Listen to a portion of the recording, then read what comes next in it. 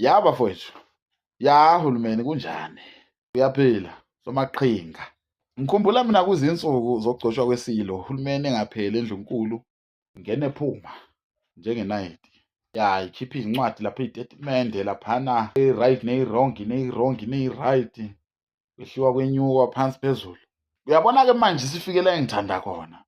Sithi silo banamanga kabi labantu laba bezepolitiki. Uthi abantu bepolitiki nje banamanga abantu bepolitiki. Uyabona?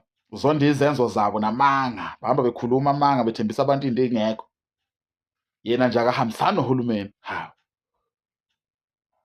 madoda.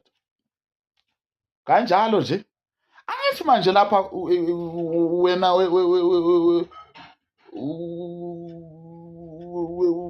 yeyi, angithi manje lapha imbube yayikade ilokhunja yembesa uhulumeni lapha ngelokhuzana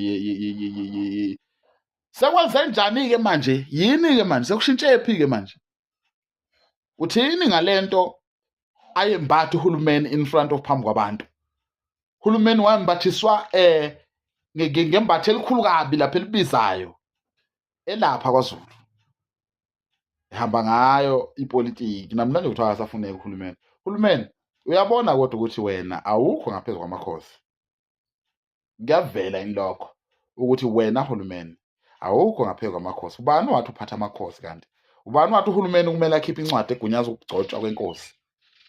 Owathi uhulumeni abe nama-shares ebukhosini noma ubakuphi ubukhosi nje?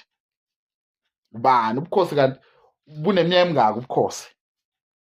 Uhulumeni yena uneminyaka emingaki? Ubani omdala inkosi nohulumeni? Yayizwa lento?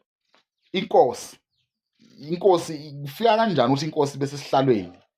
Umuntu kuze kuthiwe lo muntu uyinkosi uyisilo, why kumele aze abe yisilo kanti? Kudlulwa kuyimiphi imigomo ukuze umuntu abe yisilo? Bese sibheka ngapha kuhulumeni ukuthi kwenziwani ukuze umuntu abe upresident for isikhathi esingakanani, futhi inkosi ibusa isikhathi esingakanani. Mina nathanda ukusikhulumisa mina. Le nto yokuthi uhulumeni uzoba namandla phezu kobukhosi amasimba lawo.